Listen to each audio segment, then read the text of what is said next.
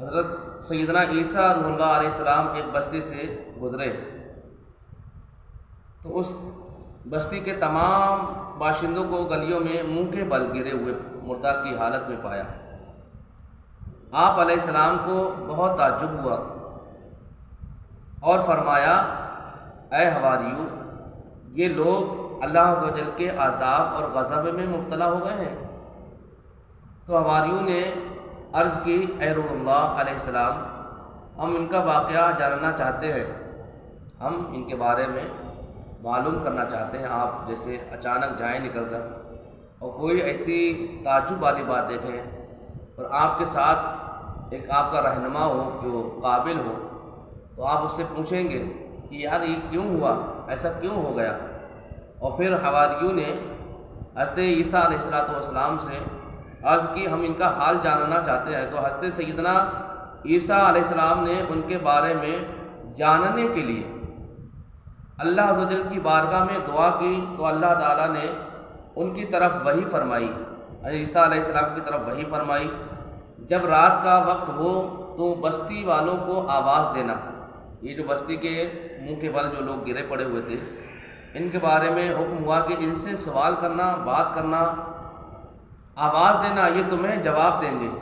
پھر جب رات ہوئی تو عیسیٰ علیہ السلام ایک ٹیلے پر تشریف لائے، ایک اونچی جگہ پر تشریف لائے اور بستی والوں کو پکارا تو ان میں سے ایک شخص نے جواب دیا، لبیک یا روح اللہ۔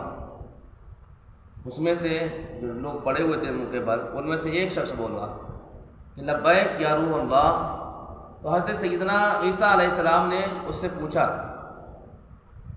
تمہارا واقعہ کیا ہوا، مطلب اس حالت میں کیوں پڑے ہو؟ اس نے عرض کی، اے روح اللہ، اے عیسیٰ علیہ السلام، رات کو ہم چین سے سو گئے تھے اور صبح کو ہلاکت میں مبتلا ہو گئے۔ یعنی رات میں تو ہم سوئے تو چین سے سوئے تھے، ہمیں کوئی ایسی وجہ معلوم نہ ہوئی، ہمیں کوئی ایسی مسئلہ معلوم نہ ہوا، ہم رات کو سوئے تو بالکل صحیح سالم سوئے تھے، لیکن صبح اٹھے تو اس ہلاکت میں مبتلا ہو گئے۔ پوچھا ایسا کیوں کر ہوا؟ عرض کی، اس شخص نے بتایا جو منہ کے بل گرا ہوا تھا، دنیا کی محبت اور بدکاروں کی پیروی کی وجہ سے۔ وہ کہنے لگا کہ ہم دنیا میں اتنے مشغول تھے، دنیا کو اتنا کمانا چاہتے تھے، دنیا سے اتنی محبت کرتے تھے، اور بدکار لوگ جو ہوتے ہیں ان کے طور طریقہ پر رہا کرتے تھے۔ آدمی اصل ہوتا ہی ہے، بہت سارے ایسے حضرات ہیں جن کے پاس اللہ دولت دے دے تو ان کے رویہ بھی الگ ہو جاتے ہیں، ان کے ماحول الگ ہو جاتے ہیں۔ اگر ایسا کوئی وقت آئے، ایسی کوئی وجہ آئے، تو ان کو چاہیے کہ ہم اسلام کے طریقے پر رہیں، شریعت کے طور طریقہ اپناتے رہیں، ہم گناہ گاری کی طرف نہ جائیں۔ اللہ نے دولت دی تو اسلام کے نام پر، اور جہاں اللہ چاہتا ہے، جہاں اللہ راضی ہو اس جگہ پر خرچ کرنا چاہیے، نہ کہ غلط جگہوں پر، گناہ گاری میں، ایسی جگہ اپنے پیسے کو نہ خرچ کرنا چاہیے۔ اللہ رب العزت نے جب دولت دی ہے تو اس کو صحیح طریقے سے اس کو استعمال کرو، اچھی جگہ خرچ کرو۔ دنیا کی محبت، کہنے لگا وہ شخص کہ دنیا کی محبت ہمارے سینے میں بہت ہی، بدکاروں کی پیروی کیا کرتے تھے۔ حضرت سیدنا عیسیٰ علیہ السلام نے پوچھا، دنیا سے تمہاری محبت کیسی تھی؟ عرض کی کہ جیسی ایک بچے کو اپنی ماں سے ہوتی ہے۔ کیسی؟ جیسی ایک بچے کو اپنی ماں سے ہوتی ہے، جب وہ ہمارے پاس آتی تو ہم خوش ہوتے تھے، جب وہ ہمارے پاس آتی تو ہم اس سے خوش ہوتے تھے، اور جب ہم سے جدا ہوتی تو ہم غمگین ہوتے۔ آج ہوتا ہی یہی، جنہیں دولت زیادہ چاہت ہوتی ہے، دولت کی بھوک، یہ تو ہر کسی انسان کو بھوک ہے اور ہر انسان چاہتا ہے کہ دولت مل جائے، لیکن دولت کا کچھ لوگ غلط طریقہ اختیار کر لیتے ہیں۔ اور وہ کہنے لگا کہ جب ہم سے جدا ہوتی، آج بھی اللہ کے نام پر مسجدوں میں خرچ کرنے کے لیے کہہ دو تو لوگ بڑی تکلیف برداشت کرتے ہیں، تکلیف محسوس کرتے ہیں کہ یہ دنیا میں ناچ گانوں میں تو خرچ کر دے گا، لیکن اللہ کے گھر میں خرچ کرنے کی بات آ جائے، امام پہ خرچ کرنے کی بات آ جائے یا کہیں پیر و مرشد پر خرچ کرنے کی بات آ جائے یا کوئی دینداری کی بات میں مدرسے میں خرچ کرنے کی بات آ جائے تو اس انسان کی چیخ نکل جاتی ہے، وہ اپنے پیسے کو خرچ کرنا نہیں چاہتا۔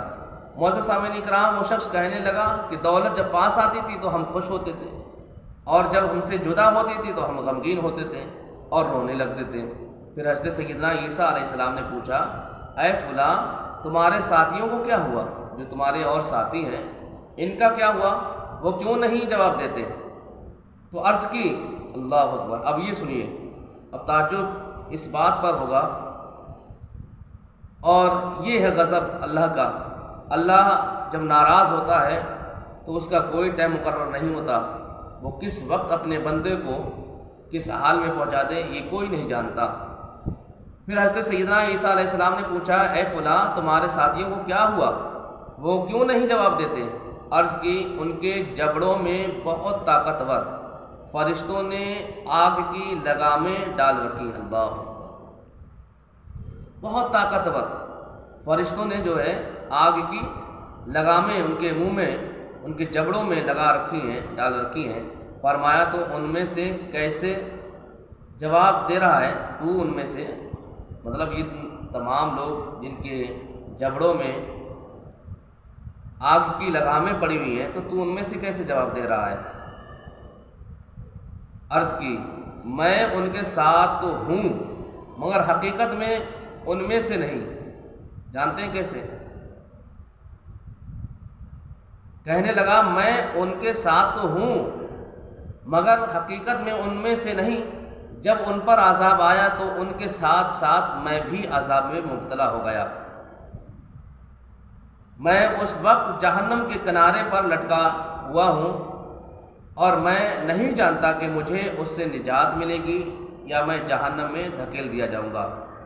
پتہ یہ چل جاتا ہے کہ جو گناہ گار، زانی لوگ، شرابی لوگ، جواری لوگ، چور، ڈکیت، یا پھر وہ لوگ جو عیاشیاں کرتے ہیں اور لوگ اس سے پرہیز نہیں کرتے، لوگ اس کے ساتھ کھانا پینا پسند کرتے ہیں، ان کے ساتھ رہنا پسند کرتے ہیں، تو کوئی وہ دن دور نہیں کہ اگر اس پہ کوئی عذاب آئے تو اس انسان کو جو نہیں کرتا اور اس کے ساتھ رہتا اس کو بھی شامل کر لیا جائے گا۔ دوستو، بزرگوں، اللہ رب العزت کے عذاب سے ڈرتے رہنا چاہیے، گناہ گاری سے بچتے رہنا چاہیے، اور جو لوگ، اگر کسی کا کوئی دوست، کوئی بھائی اگر کوئی گناہ گاری میں مبتلا ہے تو اس کو نصیحت کی باتیں کرنا چاہیے، اس کو سمجھانا چاہیے، ان کو روکنے کی جو طاقت ہے اس کے روکنے کی کوشش کرنا چاہیے۔ اگر وہ نہ رکتا ہے تو اسے کنارہ کشی کرنا چاہیے۔ معزز سامعین کرام، ہمیں اور آپ کو اللہ رب العزت کی محبت میں جینے اور مرنے کی اللہ توفیق عطا فرمائے، اور